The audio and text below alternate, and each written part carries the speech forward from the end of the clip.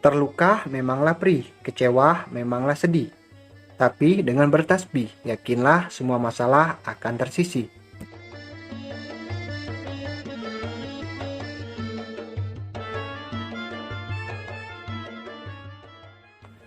Halo saudaraku, semoga sehat, sehat selalu.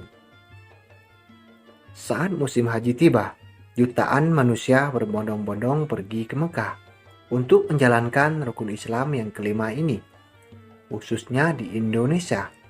Setiap tahunnya tak pernah absen terkait keberangkatan jemaah haji ke Tanah Suci. Salah satu cara calon para jemaah haji yaitu menggunakan pesawat terbang, karena hanya membutuhkan waktu sekitar 9 jam. Tapi tahukah Anda, jika dulu jemaah haji menempuh waktu berbulan-bulan agar sampai ke Tanah Suci. Pada zaman dahulu, para jemaah haji menggunakan modal transportasi kapal laut untuk mencapai Mekah. Jemaah harus menempuh perjalanan selama 6 bulan untuk mencapai Mekah. Maka tak heran jika banyak jemaah haji yang sakit atau bahkan meninggal dunia karena lamanya perjalanan haji via laut tersebut.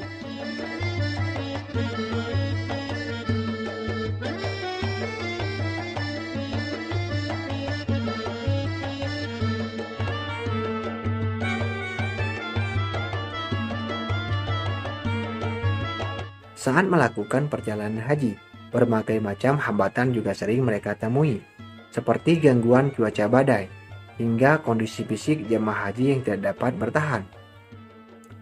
Oleh karena itu, berhaji pada zaman dahulu merupakan ibadah istimewa, karena disertai perjuangan dengan perjalanan yang sangat panjang dan melelahkan, sebuah perjalanan antara hidup dan mati.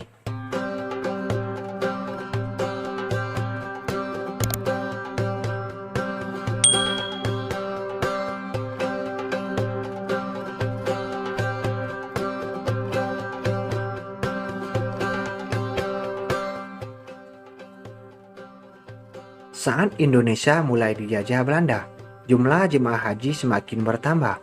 Pemerintah Hindia Belanda pun ikut serta memberangkatkan jemaah haji ke Tanah Suci. Namun saat itu, pemerintah Hindia Belanda mengurangi jumlah kuota calon jemaah haji, sebab mereka khawatir akan munculnya pemberontakan. Ketika jemaah haji Indonesia berada di Mekah, maka mereka akan menyadari bahwa semua manusia di hadapan Allah itu sama. Tidak ada lagi perbedaan warna kulit, kasta, hingga jabatan. Hal ini bisa membuat jemaah haji menyadari bahwa semua manusia derajatnya sama di muka bumi.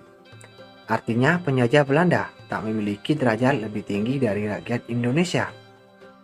Kesadaran ini bisa menimbulkan pemberontakan terhadap pemerintah Hindia Belanda. Selain itu, Belanda khawatir akan dampak politis dari ibadah haji. Sebab kepulangan orang yang telah melaksanakan haji akan mudah diterima, yakni sebagai orang suci, khususnya di Jawa, dan akan lebih didengar oleh penduduk awam. Puluhan ribu jamaah haji diberangkatkan dengan menggunakan kapal-kapal besar. Waktu yang dibutuhkan agar sampai ke Mekah butuh waktu berbulan-bulan.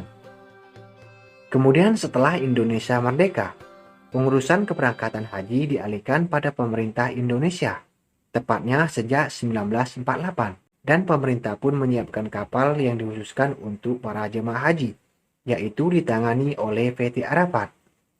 Namun akhirnya perusahaan tersebut tidak bertahan lama karena bangkrut, dan pemerintah menyediakan pesawat terbang pada tahun 1966. Puncak pada tahun 1979, angkutan haji laut harus dihentikan seiring dinyatakan palitnya PT Arafat oleh Kementerian Perhubungan. Langkah ini ditetapkan karena kala itu PT Arafat sudah tidak dapat lagi bersaing dengan penyediaan layan berhaji menggunakan moda pesawat terbang.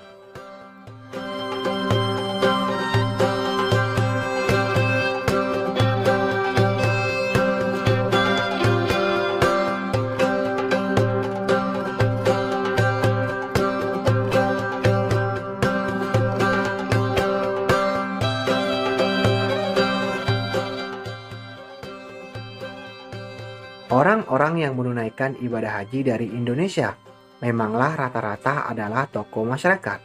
Setelah pulang berhaji, mereka ditakutkan justru memberikan perubahan di lingkungan sekitar dan akhirnya membahayakan pemerintah Hindia Belanda.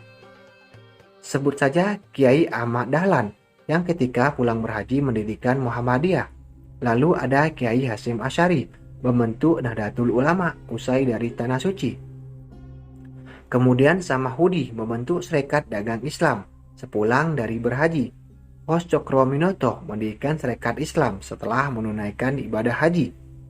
Serta Ki Hajar Dewantara menjadi aktivis pendidikan di dalam negeri. Hal inilah yang ditakutkan oleh Belanda saat itu, sehingga mereka tersingkir dari Indonesia. Di era modern ini, para calon jemaah haji menggunakan pesawat sebagai alat transportasi untuk mencapai ke Mekah. Bukan hanya itu, agen-agen biro travel haji dan umroh semakin marak sehingga semakin dipermudahkan dalam melakukan transaksi, jadwal keberangkatan, hingga fasilitas yang diperlukan ketika ibadah akan berlangsung.